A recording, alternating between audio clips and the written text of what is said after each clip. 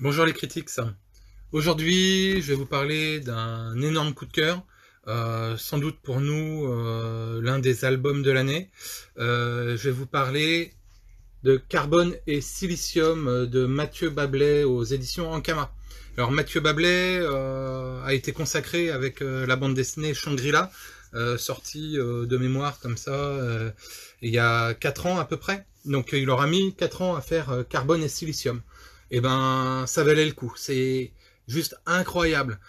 Encore une fois, il va traiter de sujets de société, euh, de l'humain quelque part, au travers de deux intelligences artificielles, carbone et silicium. L'originalité, c'est qu'en fait, il va pas aller dans les poncifs de la science-fiction habituelle. Ces deux intelligences artificielles, ces deux robots androïdes, sont créés sans loi pour les régir. En fait, ils sont réellement à notre image.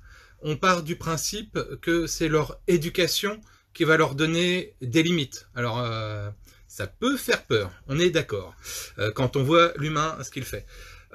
Sauf qu'ils ont quelque part le savoir absolu, ils sont connectés en permanence à tout le savoir, ils voient tout, ils entendent tout. Euh, donc voilà, ils vont malgré tout démarrer, malgré tout leur savoir, ils apprennent ce qu'est la vie, ce qu'est interagir, les comportements, et quand ils vont sortir de leur bulle à un moment donné, s'apercevoir que l'extérieur, c'est d'une richesse infinie. Il y a plein de questions philosophiques dans cette bande dessinée,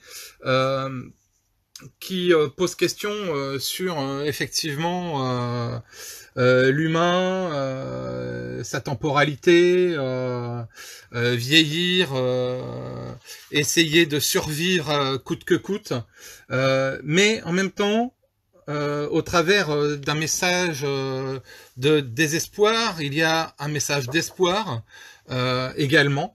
On alterne vraiment dans tous les sentiments dans cette bande dessinée.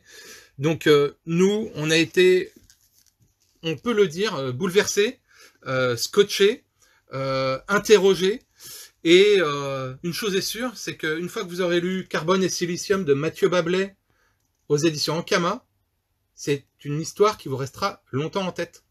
Bonne lecture les critiques.